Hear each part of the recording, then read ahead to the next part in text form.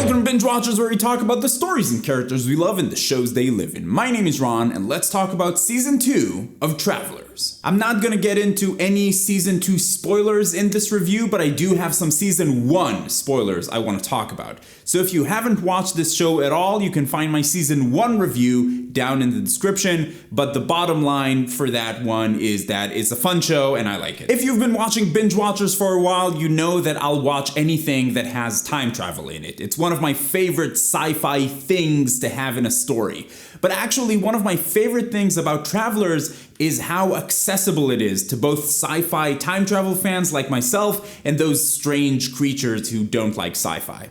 Most of the science fiction elements in Travelers are implied. They talk about the future and the director and the mission and the advanced technology, but you don't get to see most of it. And the result is that they have successfully made this feel like a much bigger story. This is something that wouldn't necessarily work in every time travel story. 12 Monkeys, for example, would have been far less effective if we only got to see one period of time, but I love how they pull it off in Travelers. So in Season 2 of Travelers, we know that the director is actually a super advanced artificial intelligence that's able to look into different possible timelines and make split-second decisions about who to send back in time, what mission they should go on, and how that mission affects the timeline, and so on. In this season, McLaren and his team need to deal with some of the consequences of changing the timeline. In the future they came from, there was a bunker called Shelter 41, which collapsed and killed everybody in it, which was a huge blow for humanity. But somewhere along the way, as a result of the actions of the Travelers, the timeline changes and Shelter 41 doesn't collapse, and an insurgency called the Faction starts developing there. So this new version of the future is divided between people loyal to the director,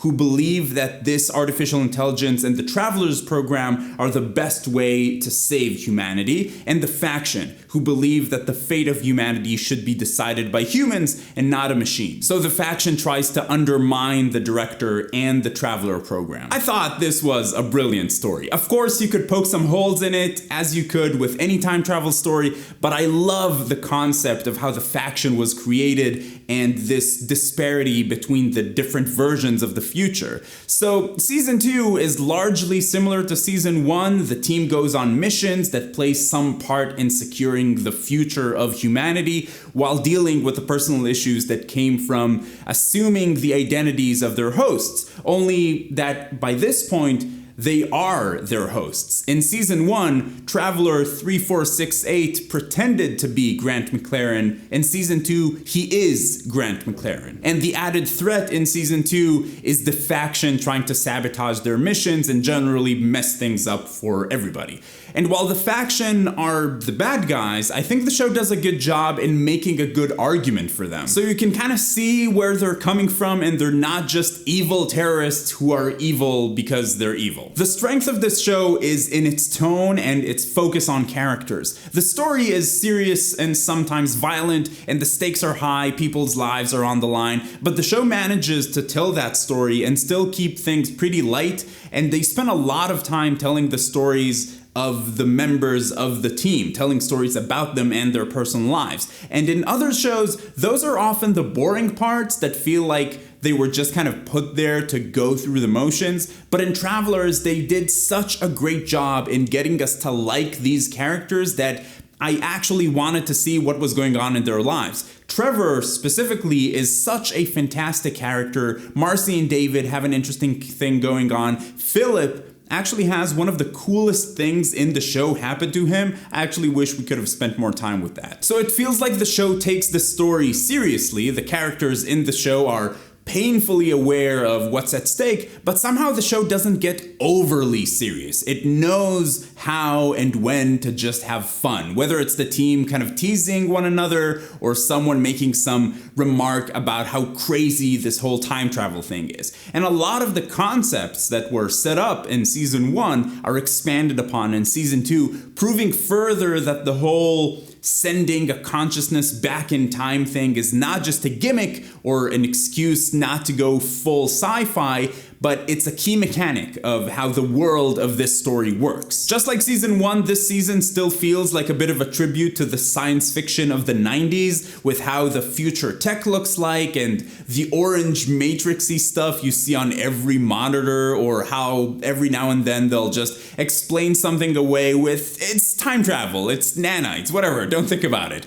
But it all works because it's fun. If the show tried to be dark and grim and super heavy, all the sci-fi tech talk would have sounded silly and out of place. But here it just fits perfectly with the tone of the show. If I had to single anything out as a negative, it would probably be that I did expect the story to advance a bit further than it did in this season, but as I said earlier, some of this show's main strengths are in the characters and the amount of time that the show puts into making them fleshed out and interesting. And I'll usually take character over plot, so I can't really complain. This is the internet though, where complaining is kind of mandatory. I do think that season 3, which was officially picked up by Netflix and announced, will take us into the future and show us how things are where the travelers come from. I hope that they will continue to be subtle about it. I hope that there will be no big CGI landscapes or anything too fancy, but I am interested to see how the same characters, especially Trevor, will be portrayed by other actors in different times of their lives. Trevor's character is just one of those super interesting concepts that this show does so well. I knew I liked this show, but as I'm talking about it now, I'm realizing I actually like this show a lot more than I thought. So, bottom line, should you watch it? Sure, I think you should. This is one of those perfect, light, serious shows when you don't want to watch like a sitcom, but you also don't want to watch a super heavy drama. This is the show you watch. I think Travelers does a great job executing on some pretty clever time travel concepts. It tells a story that at the same time feels serious enough for you to be engaged with, but light enough to be casual and fun, and all of it is driven by fantastic characters. I guess I don't have anything bad to say about this show. It's just a lot of fun. What about you? What were your thoughts about season 2 of Travelers? And also, what's your favorite time travel story, book, TV show, or movie, and why? If you're going to be talking about spoilers, please use spoiler tags in your comments, and if you like this video, please give it a thumbs up. It really helps out a lot, and you can find me on Twitter and TV Time and Instagram, and also on our Discord server, link in the description, where we chat about TV and it's a lot of fun. And if you're finding Binge Watchers for the first time, welcome. I'd like to invite you to join the Binge Watchers community. Come talk about TV with us. It's a lot of fun. Subscribe to the channel. But in any case, keep binging, and I will see you in the future. So the twins are girls. I'm gonna be the dad of 2 identical twin girls. I'm gonna be their dad. You're not gonna be their dad. I'm gonna be their dad.